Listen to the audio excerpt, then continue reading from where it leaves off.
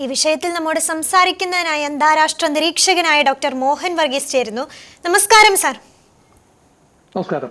Doctor Mohan Varghese, ഇറാനിൽ നിന്നുള്ള ആണവ ഭീഷണി ഒഴിയുന്നത് വരെ സൈനിക നടപടിയിൽ നിന്നല്ല ഇപ്പം നടത്തിക്കൊണ്ടിരിക്കുന്ന പ്രവർത്തനത്തിൽ നിന്ന് പിന്നോട്ട് പോകില്ലെന്ന് ഇസ്രായേൽ വ്യക്തമാക്കി കഴിഞ്ഞിരിക്കുന്നു. അമേരിക്കയുടെ ഒരു മൗന ഒത്താശ ഇതിന് പിന്നിലുണ്ടെന്ന് കഴിഞ്ഞ ദിവസത്തെ ട്രംപിൻ്റെ പ്രസ്താവനയോട് നമുക്ക് മനസ്സിലാക്കാൻ സാധിച്ചിട്ടുണ്ട്. ഈ ഒരു സന്ദർഭത്തിൽ ഇതിൻ്റെ പോക്ക് എങ്ങോട്ടാണ് സാർ? അതായത് ഇനി ഒരു യുദ്ധത്തിലേക്ക്, മിഡിൽ ഈസ്റ്റിലെ ചെറിയ യുദ്ധമൊന്നുമല്ല, ഇറാൻ ഇസ്രായേൽ എന്ന് പറയുന്നത് വലിയൊരു യുദ്ധത്തിലേക്കുള്ള ഒരു പോക്കാണോ ഈ പോകുന്നത്? വലിയ യുദ്ധത്തിലേക്കുള്ള പോക്ക് തന്നെയാണ്. ഈ ഒരു നിമിഷത്തിൽ കിട്ടുന്ന സൂചനകൾ വലിയ ഒരു എസ്കലേഷനിലേക്ക് തന്നെയാണ് പോകുന്നത്. ലോകത്തെ 15ാമത്തെ സൈനിക ശക്തിയാണ് ഇസ്രായേൽ, 16ാമത്തെ സൈനിക ശക്തിയാണ് ഇറാൻ. അപ്പൊ ഈ രണ്ട് രാജ്യങ്ങളും നേർക്കുനേർ മുഖാമുഖം വരുമ്പോൾ അവർ അതിർത്തി പങ്കിടുന്നില്ല എങ്കിൽ പോലും വ്യോമ ആധിപത്യത്തിനായി രണ്ട് രാജ്യങ്ങളും ശ്രമിക്കുന്ന ഒരു കാഴ്ചയാണ് കാണുന്നത്. നോക്കൂ, ഇതിന്റെ എല്ലാം അടിസ്ഥാനപരമായ കാരണം ഇസ്രായേലിന്റെ ഒരു സെക്യൂരിറ്റി പാരഡൈമിൽ വരുന്ന മാറ്റങ്ങളാണ്. കാരണം ഇറാൻ ഒരു ആണവ ശക്തിയായി മാറിക്കഴിഞ്ഞാൽ, പ്രഖ്യാപിത ആണവ ശക്തിയായി, ക്രെഡിബിൾ ന്യൂക്ലിയർ പവറായി മാറിക്കഴിഞ്ഞാൽ ആ ആണവ ശക്തി ഇസ്രായേലിനെതിരെ പ്രയോഗിക്കും എന്നത് ഏതാണ്ട് നിശ്ചയമാണ്. കാരണം ഇസ്രായേലിനെ ലക്ഷ്യമാക്കി തന്നെയാണ് ഇറാൻ കാര്യങ്ങൾ നീക്കുന്നത്. കാരണം ഇറാൻ ആ മേഖലയിൽ മറ്റ് രാജ്യങ്ങളിൽ നിന്നും കാര്യമായ ഭീഷണി നേരിടുന്നില്ല. ഇറാഖിൽ നിന്നോ സൗദി അറേബ്യയിൽ നിന്നോ ആ രീതിയിലുള്ള ഭീഷണി നേരിടുന്നില്ല. ആകപ്പാടെ ഭീഷണി ഉണ്ടെങ്കിൽ അത് അമേരിക്കയിൽ നിന്നാണ്. അമേരിക്കയിൽ നിന്നുള്ള ഭീഷണി നേരിടാൻ ഇറാന്റെ കൈവശമുള്ള അണവായുധങ്ങളൊന്നും പോരാ എന്ന് ഇറാന് നന്നായി അറിയാം. അങ്ങനെയെങ്കിൽ ആണവ സമ്പുഷ്ടീകരണത്തിലേക്ക് ഇറാൻ നീങ്ങിയതിന് പിന്നിൽ, കാരണം IAEAയുടെ എല്ലാ റെഗുലേഷൻസിനെയും മാറ്റിവെച്ചുകൊണ്ട് ഇന്റർനാഷണൽ ആറ്റോമിക് എനർജി ഏജൻസിയുടെ ഇൻസ്പെക്ഷൻ അനുവദിക്കാതെ നേരത്തെ അമേരിക്കയുമായി എത്തിച്ചേർന്ന ആണവ കരാറിൽ നിന്ന് പിൻവാങ്ങിക്കൊണ്ട്, ആദ്യം തന്നെ ആണവ കരാർ 2015 മുതൽ 18 വരെ നിലവിലിരുന്നു.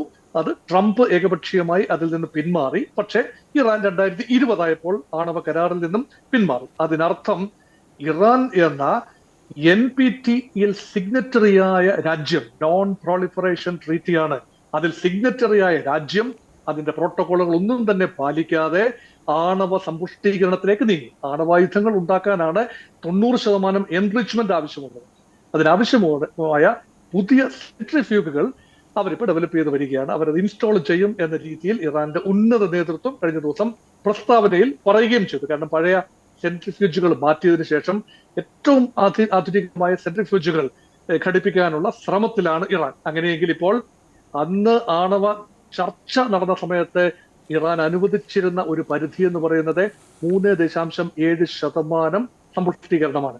ഒരു 2.5 മുതൽ 5% വരെ സമ്പുഷ്ടീകരണം മതിയാകും, യുറേനിയം സമ്പുഷ്ടീകരണം മതിയാകും ഈ ഊർജ ആവശ്യത്തിനുള്ള ഇന്ധനമായി ഉപയോഗിക്കാൻ. പക്ഷെ ഇപ്പോൾ ഇറാൻ 60% സമ്പുഷ്ടീകരണ കപ്പാസിറ്റി നേടിക്കഴിഞ്ഞു. അത് 90% സമ്പുഷ്ടീകരണ കപ്പാസിറ്റി ആയിക്കഴിഞ്ഞാൽ, അതിനുള്ള കേപ്പബിലിറ്റി ആയിക്കഴിഞ്ഞാൽ അത് വെപ്പൺ ഗ്രേഡിലേക്ക് നീങ്ങും. നിലവിൽ ഏതാണ്ട് 200ഓളം കിലോ, അല്ലെ 400ഓളം കിലോ ഈ സമ്പുഷ്ട യുറേനിയം ഇറാൻ ഉണ്ട് എന്നാണ് പറയുന്നത്. അത് ഒരു ആണവ ആയുധത്തിന്, ഒരു ബോംബ് ഉണ്ടാക്കാൻ വേണ്ടി 25ഓളം കിലോഗ്രാംസ് ആണ് വേണ്ടത്. അങ്ങനെയെങ്കിൽ 10-15 ബോംബുകളിൽ കൂടുതൽ ഉണ്ടാക്കാനുള്ള ഒരു ശേഷി ഇറാൻ കൈവരിച്ചു. പക്ഷെ അതിന്റെ അന്തിമഘട്ടത്തിൽ നിൽക്കുകയാണ് എന്ന ഒരു ചിന്തയാണ്. അപ്പൊ ആ ഒരു ചിന്ത ഇസ്രയേലിന്റെ സെക്യൂരിറ്റി പാരഡൈംസിനെ വല്ലാതെ സ്വാധീനിച്ചു എന്ന് വേണം കരുതാൻ. അതുകൊണ്ട് കിട്ടിയ അനുകൂലമായ ഒരു സാഹചര്യം അമേരിക്കയും ഇറാനും തമ്മിലുള്ള ഡിഫറെന്റ് റൗണ്ട്സ് ഓഫ് ടോക്സ്, ഒമാന്റെ മധ്യസ്ഥതയിൽ നടത്തിയ വിശദമായ ചർച്ചകൾ, അത് റോമിൽ വെച്ചും അതുപോലെ മസ്കറ്റിൽ വെച്ചും നടത്തിയ ചർച്ചകൾ, അതിന്റെ അടുത്ത റൗണ്ട് നാളെ തുടങ്ങാനിരിക്കുകയാണ്. അതിൽ നിന്നും ഇപ്പോൾ ഇറാൻ പിന്മാറിയിരിക്കുന്നു. കാരണം അമേരിക്കയുടെ പ്രേരണയും ആശീർവാദവും അനുവാദവും സമ്മതവും അറിവും ഇല്ലാതെ ഇറാൻ ഇങ്ങനെ ഒരു കാര്യം ചെയ്യില്ല, ഇസ്രായേൽ ഇങ്ങനെ ഒരു കാര്യം ചെയ്യില്ല എന്നതാണ് ഇറാൻ പറയുന്നത്. അതുകൊണ്ട് അമേരിക്ക തീർച്ചയായും ഇസ്രായേലിന്റെ പിന്നിലുണ്ട്. അമേരിക്ക ഇല്ല ഇല്ല ഇല്ല എന്ന് പറയുമ്പോഴും ഇസ്രായേലിനെ ഞങ്ങൾ എയറോര് വിട്ടിട്ടില്ല, ഇസ്രായേലിനെ ഞങ്ങൾ അനുവദിച്ചിട്ടില്ല, ഞങ്ങളുടെ കണ്ണ് വെട്ടിച്ചാണ് ഇസ്രായേൽ ഇറാനെതിരെ ആക്രമണം നടത്തിയത് എന്ന് അമേരിക്ക ക്ലെയിം ചെയ്യുമ്പോഴും യഥാർത്ഥത്തിൽ കഴിഞ്ഞ ദിവസം ഡൊണാൾഡ് ട്രംപിന്റെ ഭാഗത്തു നിന്ന് വന്ന പ്രസ്താവനകളുടെ പൊരുൾ തിരിച്ച് നമ്മൾ നോക്കിയാൽ മനസ്സിലാകും. ഇസ്രായേൽ ചെയ്തത് ഒരു നല്ല കാര്യമാണ്, ഇസ്രായേൽ അതിർച്ചയ്ക്ക് വേണ്ടി ചെയ്ത ഒരു കാര്യമാണ്. അപ്പോൾ ബെഞ്ചമിൻ നെതന്യാഹു പറഞ്ഞത് അത് തന്നെയാണ്. ഭാവി തലമുറകൾ, ജൂത തലമുറകൾ ഇനി ഉണ്ടാകണമെങ്കിൽ ജൂതരാഷ്ട്രം എന്ന ചെറിയ രാജ്യം, 94 ലക്ഷം മാത്രം ജനസംഖ്യയുള്ള 22 22,000 ചതുരശ്ര കിലോമീറ്റർ മാത്രം വിസ്തീർണമുള്ള, കേരളത്തിന്റെ പകുതി മാത്രം വലിപ്പമുള്ള ഒരു രാജ്യം. ആ രാജ്യത്തിന്റെ ജനതയ്ക്ക്, ജൂതജനതയ്ക്ക് 74 ലക്ഷത്തോളം ജൂതജനതയുണ്ട്. ഇസ്രായേൽ അത്രയും തന്നെ ഉണ്ടാകും അമേരിക്കയിലും. അവർക്ക് ഇസ്രായേലിലെ ജൂതജനതയ്ക്ക് നിലനിൽക്കണമെങ്കിൽ തീർച്ചയായും ഇറാനിൽ നിന്ന് വരുന്ന ആണവ ഭീഷണി കടയിലെ നുള്ളേണ്ട ആവശ്യമുണ്ട്. അതുകൊണ്ടാണ് ഇപ്പോൾ ഇങ്ങനെ ഒരു പ്രിയംറ്റീവ് സ്ട്രൈക്കിലേക്ക് ഇസ്രായേൽ നീങ്ങിയതും. അതിന്റെ കൗണ്ടർ അറ്റാക്ക് എന്നുള്ള നിലയിൽ സ്വാഭാവികമായി അങ്ങനെ ഒരു കൗണ്ടർ അറ്റാക്ക് വരുമല്ലോ. ഇപ്പോഴത്തെ കൗണ്ടർ അറ്റാക്ക്, ഇറാന്റെ ഭാഗത്തു നിന്ന് വന്ന കൗണ്ടർ അറ്റാക്ക്, അത് 2 വേവ്സ് ആയിട്ടാണ് വന്നത്. അപ്പം ഇറാൻ പറഞ്ഞ ഈ ഓപ്പറേഷൻ ട്രൂ പ്രോമിസ് എന്നാണ് ഇറാൻ പറയുന്നത്. അത് 2 പ്രോമിസ് വേവുകൾ, അതായത് വാഗ്ദാനമാണ് ഇറാൻ ജനതയ്ക്ക്. ഒരുപക്ഷെ ഇസ്ലാമിക ലോകത്തിന് ഇറാൻ നൽകുന്നു എന്ന് പറയപ്പെടുന്ന ഒരു വാഗ്ദാനമാണ്, പ്രോമിസാണ്. ഇസ്രയേലിന്റെ ആ മേഖലയിലെ മേധാവിത്വത്തെ ചെറുക്കും എന്ന ആ ഒരു പ്രോമിസ്. ആ പ്രോമിസ് യഥാർത്ഥത്തിൽ ഈ പൂർത്തീകരിക്കുന്നതിന്റെ ഭാഗമായി ഇറാൻ കൗണ്ടർ അറ്റാക്ക് നടത്തിയിരിക്കുന്നു. ആദ്യം ഡ്രോണുകൾ ഉപയോഗിച്ച് 100ഓളം ഡ്രോണുകൾ, പിന്നീട് കഴിഞ്ഞ രാത്രിയിൽ വലിയ പ്രഹരശേഷിയുള്ള ബാലിസ്റ്റിക് മിസൈലുകൾ ഇസ്രയേലിന്റെ തലസ്ഥാനമായ ടെലവീവിലേക്കും ജെറുസലേമിലേക്കും അത് അയച്ചിരിക്കുന്നു എന്ന് പറയുമ്പോൾ അവിടെ നാശനഷ്ടങ്ങൾ ഉണ്ടായി. 3 മരണങ്ങൾ റിപ്പോർട്ട് ചെയ്തു. അതുകൊണ്ട് ഇവിടെ തീക്കട്ടയിൽ ഉറുമ്പരിക്കുകയാണോ, അയൺ ഡോമിന് സുഷിരങ്ങൾ വീണോ, ഇങ്ങനെയുള്ള ചോദ്യങ്ങൾ ഇവിടെ ഉയരുകയാണ്. അയൺ ഡോം നമുക്കറിയാം 3 ലെയറുള്ള ഒരു പ്രതിരോധ സംവിധാനമാണ്, വ്യോമ പ്രതിരോധ സംവിധാനമാണ്. അതിൽ ഒരു ലെയർ എന്ന് പറയുന്നത് ഈ ദീർഘദൂര മിസൈലുകളെ തടുക്കാൻ കഴിയുന്ന ആരോ എന്ന് പറയുന്ന ആന്റി ബാലിസ്റ്റിക് മിസൈൽ സിസ്റ്റമാണ്. അത് കഴിഞ്ഞ് കടന്നു വരുന്ന മിസൈലുകൾക്ക് ഡേവിഡ് സ്ലിംഗ്, ദാവീദിന്റെ കവണ എന്ന പേരുള്ള ഡേവിഡ് സ്ലിംഗ് അതിനെ തടുത്തിടും. ഏറ്റവും അടുത്ത് വരുന്ന ഒബ്ജക്ട്സിനെ അടുത്തുനിന്ന് ലോഞ്ച് ചെയ്യുന്ന ഒബ്ജക്ട്സ്, മോളോട്ടോ കോക്ടെയിൽ പോലെയുള്ള ഒബ്ജക്ട്സിനെ തകർക്കാൻ വേണ്ടി ഡേവിഡ്സ്, അതുപോലെ അത് പിന്നെ ഡോം, അയൺ ഡോം, ഇതെല്ലാം കൂടെ ചേർത്ത് പറയുന്നതും അയൺ ഡോം എന്ന് തന്നെയാണ്. അപ്പൊ ആ ഒരു സംവിധാനം, 100 കണക്കിന് മിസൈലുകളും റോക്കറ്റുകളും ഒരുമിച്ച് വരുമ്പോൾ അതിൽ സുഷിരങ്ങൾ ഉണ്ടാകുന്നത്, അതിന്റെ പ്രഹരശേഷി നഷ്ടപ്പെടുന്നത് വളരെ സ്വാഭാവികം തന്നെയാണ്. ഡോക്ടർ മോഹൻ വർഗീസ്, ഒരു കാര്യത്തിൽ ഇടപെട്ടോട്ടെ. ഈ വിദേശ രാജ്യങ്ങളുടെ ഇതിലെ ഇടപെടൽ ഇപ്പോൾ തന്നെ ചൈന വളരെ വ്യക്തമായിട്ട് അവരുടെ അഭിപ്രായം പറഞ്ഞു കഴിഞ്ഞു.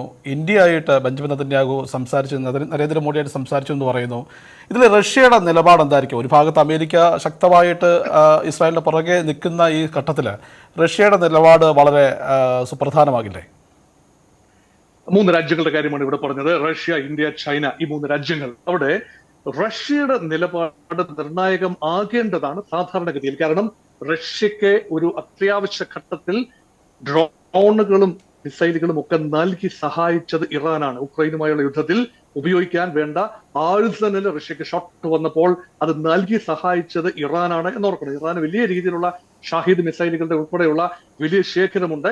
നല്ല പ്രഹരശേഷിയുള്ള മിസൈലുകളാണ്, മധ്യദൂര ബാലിസ്റ്റിക് മിസൈലുകൾ ഉൾപ്പെടെ ഇറാനുണ്ട് എന്നാണ് കരുതപ്പെടുന്നത്. അങ്ങനെയെങ്കിൽ ഇറാൻ ഇപ്പോൾ ഒരു ആവശ്യം വരുമ്പോൾ റഷ്യക്ക് എന്തുകൊണ്ട് സഹായിച്ചുകൂടാ? അതിനുള്ള ഉത്തരം സഹായിക്കാൻ മനസ്സുണ്ടാകും ഒരുപക്ഷെ. പക്ഷെ വ്ളാഡിമിർ പുടിൻ മറ്റൊരു ഫ്രണ്ടിൽ കൂടി യുദ്ധം ഒരുപക്ഷെ ആഗ്രഹിക്കുന്നില്ല.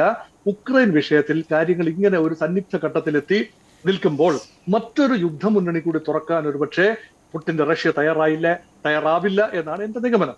2 ചൈനയാണ്. ചൈന ഇപ്പോൾ പൊതുവെ ആഗോള സംഘർഷത്തിൽ നിന്നും പരമാവധി മാറി നിന്നുകൊണ്ട് സാമ്പത്തിക അടിത്തറ വ്യാപിപ്പിക്കുന്നതിന്റെ ഒരു തിരക്കിലാണ്. ട്രംപുമായിട്ടുൾപ്പെടെ ഒരു നിരപ്പിന്റെ അനുഭവത്തിലേക്ക് പോയിക്കൊണ്ട് ഉഭയകക്ഷി വ്യാപാര ചർച്ചയിലൂടെയൊക്കെ കാര്യങ്ങൾ ക്രമപ്പെടുത്തി വരികയാണ്. ആഗോള റിസഷനെയൊക്കെ ചൈന ഭയക്കുന്നുണ്ട്. അതുകൊണ്ട്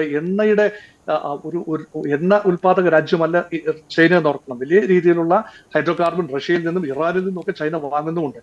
അതുകൊണ്ട് എസ്കലേറ്റ് ചെയ്യാനായി ഈ ഒരു കാര്യം എസ്കലേറ്റ് ചെയ്യുന്നതിന് ചൈന ഒരിക്കലും ആഗ്രഹിക്കുന്നില്ല എന്നതാണ് വാസ്തവം. അതുകൊണ്ടാണ് ചൈന നേരിട്ട് രംഗത്ത് വരും എന്ന് കരുതാനാവില്ല. ഇന്ത്യ പാകിസ്ഥാൻ സംഘർഷം, പഹൽഗാമിന് ശേഷം ഓപ്പറേഷൻ സിന്ധൂർ സമയത്ത് വലിയ രീതിയിലുള്ള എസ്കലേഷൻ ഉണ്ടായപ്പോഴും ചൈന മൗനം പാലിച്ചു. മാനസികമായി പാകിസ്ഥാനോടൊപ്പമാണ് എന്ന് പറയുമ്പോഴും ഇവിടെ മാനസികമായി തീർച്ചയായും ഇറാനോടൊപ്പമാണ്. പ്രത്യേകിച്ചും അമേരിക്കയുടെ താല്പര്യം ഇസ്രയേലുമായി ചേർന്ന് നിൽക്കുമ്പോൾ ചൈന ഇറാനെ പിന്തുണയ്ക്കുക എന്ന് സ്വാഭാവികമാണ്. പക്ഷെ ഈ പിന്തുണ എല്ലാം തന്നെ ഐക്യരാഷ്ട്ര സംഘടനയിലെ ഒരുപക്ഷെ വീറ്റോ പ്രയോഗത്തിലോ അല്ലെങ്കിൽ ജനറൽ അസംബ്ലിയിലെ പൊതു വോട്ടിന്റെ രൂപത്തിലോ അല്ല എങ്കിൽ ഇവിടെ സംയമനം പാലിക്കണം എന്ന പൊതുവേ ഉള്ള ഒഴുക്കൻ മട്ടിലുള്ള പ്രസ്താവനകളുടെ രൂപത്തിലോ ആണ് ഒക്കുന്നത്. കാരണം ചോദ്യം കൂടി ചോദിക്കാൻ ആഗ്രഹിക്കുകയാണ്. ഈ ആണവ ചർച്ചകളിൽ നിന്ന് ഇറാൻ പിന്മാറിയിരിക്കുകയാണെന്ന് സാർ മുൻപ് പറഞ്ഞു. അങ്ങനെയാണെങ്കിൽ ഇത് ഇല്ലാതാക്കാനായിട്ട്, ഈ ഇറാന്റെ മുന്നിൽ നിന്ന് വരുന്ന ഈ ആണവ ഭീഷണി ഇല്ലാതാക്കാനായിട്ട് അമേരിക്കയ്ക്കും ഇസ്രായേലിനും എന്താണ് ചെയ്യാൻ കഴിയുക? പൂർണ്ണമായി ആണവ ഭീഷണി ഇല്ലാതാകും എന്ന് ഈ ഘട്ടത്തിൽ കരുതാനാവില്ല. കാരണം ഇറാൻ വളരെയധികം മുന്നോട്ട് പോയിരിക്കുന്നു. കാരണം ഇറാന്റെയും സെക്യൂരിറ്റി പാരഡൈം, നമ്മൾ ഇസ്രായേലിന്റെ സെക്യൂരിറ്റി കൺസേൺസിനെ കുറിച്ച് സംസാരിച്ചു. ഇറാനും അതുപോലെയുള്ള സെക്യൂരിറ്റി കൺസേൺസ് ഉണ്ട്. ഇറാൻ വലിയ രാജ്യമാണ്. ഇസ്രായേലിനേക്കാൾ ഭൂവിസ്തൃതിയിൽ ഒരു ഒരു ഒരു 10-60 ഇരട്ടി ഭൂവിസ്തൃതിയുള്ള രാജ്യമാണ്. കൂടുതൽ ജനസംഖ്യയുള്ള രാജ്യമാണ്. കൂടുതൽ ഫെസിലിറ്റീസ് ഇറാനുള്ളിലുണ്ട് എന്നതും ശരിയാണ്. പക്ഷെ ടെക്നോളജിക്കലി ഇസ്രായേൽ തന്നെയാണ് മുന്നിൽ നിൽക്കുന്നത്. അതുകൊണ്ട് ഇറാനെ സ്വയം പ്രതിരോധിക്കണമെങ്കിൽ, അതിന്റെ ഒരു ഡിറ്ററൻസ് ഉറപ്പുവരുത്തണമെങ്കിൽ, പ്രത്യേകിച്ച് ഇസ്രായേലിൽ നിന്നുള്ള ആക്രമണ ഭീഷണിയെ ഡിറ്റർ ചെയ്യണമെങ്കിൽ ആണവമായി തന്നെ ഒരുങ്ങേണ്ടതുണ്ട് എന്നതാണ് ഇറാന്റെ നിലപാട്. പക്ഷെ അത് ഓപ്പണായി ഇറാൻ സമ്മതിക്കുന്നതുമില്ല. ഇറാൻ പറയുന്നു, ഞങ്ങൾ ആണവ ഇന്ധനം സമ്പുഷ്ടീകരണം നടക്കും, അത് ഒരു കാരണവശാലും ഞങ്ങൾ ആണവ ബോംബ് ഉണ്ടാക്കില്ല എന്നതാണ് ഇറാന്റെ പ്രഖ്യാപിത നിലപാട്. പക്ഷെ ഈ പ്രഖ്യാപിത നിലപാട് ആരും വിശ്വസിക്കുന്നില്ല. അതുകൊണ്ട് തന്നെ ഇറാന്റെ ആണവ യുദ്ധത്തിൽ, ആണവ ആയുധ നിർമ്മാണത്തിലേക്ക് നീങ്ങാതിരിക്കാനുള്ള ഏറ്റവും നല്ല മാർഗം എന്ന് പറയുന്നത് കരാറിലൂടെ ആ ഇറാനെ തടയുക, അങ്ങനെ കുറച്ച് സാങ്ഷൻസ് എല്ലാം ലിഫ്റ്റ് ചെയ്യുക, അങ്ങനെ ഇറാനെ മുഖ്യധാരയിൽ കൊണ്ടുവരിക. അതിപ്പോൾ നടക്കില്ല എന്ന് ഏതാണ്ട് ഉറപ്പായി. ഇറാൻ പറയുന്നു, സമ്പുഷ്ടീകരണം തുടരും, എന്നാൽ ഞങ്ങൾ ബോംബ് ഉണ്ടാക്കില്ല. അത് സ്വീകരിക്കാൻ അമേരിക്ക തയ്യാറായില്ല. അത് മാത്രമല്ല, ഞങ്ങൾ പൂർണ്ണമായ പ്രോട്ടോകോളുകൾ പാലിക്കാൻ തയ്യാറല്ല. IAEA ഇൻസ്പെക്ഷൻ ഞങ്ങൾ പൂർണ്ണമായി ആണവ ഫെസിലിറ്റീസ് തുറന്നു കൊടുക്കില്ല. അതിനർത്ഥം അവർ ആണവ ബോംബ് നിർമ്മാണത്തിലേക്ക് തന്നെ നീങ്ങുകയാണ്. അങ്ങനെയെങ്കിൽ പിന്നെ ഒറ്റ വഴിയേ ഉള്ളൂ, ഒന്നുകിൽ അമേരിക്ക നേരിട്ട് ഇറാനെ ആക്രമിക്കുക. ആ ഒരു പ്രപ്പോസൽ ട്രംപ് വെച്ചു. 60 ദിവസത്തിനുള്ളിൽ ഒരു ഡീൽ ഉണ്ടായില്ല എങ്കിൽ ഞങ്ങൾ നിങ്ങളെ ആക്രമിക്കും എന്ന് അമേരിക്ക പറഞ്ഞു വെച്ചു. പക്ഷെ അത് ഇപ്പോൾ ഒരുപക്ഷെ അമേരിക്ക നേരിട്ട് രംഗത്ത് വരാൻ താല്പര്യപ്പെടുന്നില്ല. അതുകൊണ്ടാണ് ഇറാൻ ഇപ്പോൾ കാണുന്നത് അമേരിക്കയുടെ അനുഗ്രഹത്തോടു കൂടി ഇപ്പോൾ ഈ റൗണ്ടിൽ ഇസ്രയേൽ രംഗത്ത് വരികയാണ്.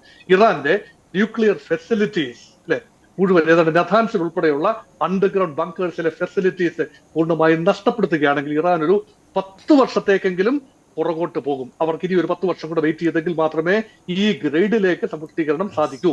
അവരുടെ സെൻട്രിഫ്യൂജുകളെ നശിപ്പിക്കുക, അവരുടെ കപ്പാസിറ്റിയെ കുറച്ചുകൊണ്ടുവരിക, ഇതെല്ലാമാണ് നോക്കുന്നത്. ഉന്നത നേതൃത്വത്തെ, ആണവ ശാസ്ത്രജ്ഞന്മാരെ വകവരുത്തുക. ഇതെല്ലാം തന്നെ ഇസ്രായേൽ വളരെ സർജിക്കൽ പ്രൊസിഷനോടുകൂടി 6-7 ആണവ ശാസ്ത്രജ്ഞന്മാരെയാണ് വധിക്കപ്പെട്ടത്. ഇറാന്റെ റവല്യൂഷണറി ഗാർഡ്സിന്റെ തലവന്മാരെ വധിക്കപ്പെട്ടു. അതുപോലെ ഉന്നത സൈനിക നേതാക്കൾ വധിക്കപ്പെട്ടിരിക്കുന്നു. ഇനി രാഷ്ട്രീയ നേതാക്കളിലേക്ക് കൂടി ഒരുപക്ഷെ ആയത്തുള്ള അലി ഖുമൈനിയിലേക്ക് പോലും ആക്രമണം നീളാനുള്ള സാധ്യത കാണും. അതുകൊണ്ട് ആ ഒരു രീതിയിലേക്ക് ഇസ്രായേൽ നീങ്ങുമ്പോൾ അതിൽ പൂർണ്ണ വിജയം കാണാൻ സാധിച്ചില്ലെങ്കിൽ ഒരു ഫൈനൽ പുഷ് എന്ന നിലയിൽ അമേരിക്ക രംഗത്ത് വന്നാലും അത്ഭുതപ്പെടാനില്ല. കാരണം ആ പ്രദേശത്തിന്റെ ആകമാന സന്തുലിതാവസ്ഥ അട്ടിമറിക്കപ്പെടുന്ന ഒന്നാവും ഇറാൻ ആണവ രാജ്യമായി മാറിയാൽ. അത് സൗദി അറേബ്യ ഉൾപ്പെടെയുള്ള അറബ് രാജ്യങ്ങളും അറബ് ഇസ്ലാമിക് രാജ്യങ്ങളും ഒരുപക്ഷെ ഇറാന്റെ ആണവ പദ്ധതി മുന്നോട്ട് പോകുന്നതിനോട് യോജിപ്പില്ലാത്ത രാജ്യങ്ങളാണ്. അവർ ഇസ്രായേൽ പക്ഷപാതികളൊന്നും അല്ല എങ്കിൽ പോലും അവർ ഇറാനെയും ഭയക്കുന്നുണ്ട് എന്നതാണ് വാസ്തവം. അതുകൊണ്ട് convergence of Arab Islamic interest, American interest and Jewish interest, ഇതെല്ലാം കൂടി ഇറാനെതിരെ കൺവേർട്ട് ചെയ്യുന്നു. ഇറാന്റെ പ്രോക്സികളെല്ലാം ബലം നഷ്ടപ്പെട്ടപ്പോൾ ഹൂതികളും ഹമാസും ഹിസ്ബുള്ളയും അതുപോലെ ഷിയ ഭരണകൂടം, പിന്നെ അസാദിന്റെ ഭരണകൂടം സിറിയയിൽ തകർന്നു പോയിരിക്കുന്നു. അപ്പോൾ ഇറാൻ ബലഹീനമായി നിൽക്കുന്ന ഈ അനുകൂല അന്തരീക്ഷം ഉപയോഗപ്പെടുത്തി അമേരിക്കയും ഇസ്രയേലും ഇറാന്റെ ആണവ പ്രഹരശേഷിയെ പൂർണ്ണമായി ഇല്ലാതാക്കുക എന്ന ഒരു അജണ്ട ഈ വേവ് ഓഫ് അറ്റാക്കിന്റെ പിന്നിലുണ്ട് എന്ന് തന്നെയാണ് ഞാൻ കരുതുന്നത്. വളരെ നന്ദി. മിഡിൽ ഈസ്റ്റിലെ ഇറാനും ഇസ്രായേലും തമ്മിലുള്ള യുദ്ധ സാഹചര്യങ്ങളെക്കുറിച്ച് സംസാരിച്ചത് ഡോക്ടർ മോഹൻ വർഗീസാണ്. വളരെ നന്ദി സാർ.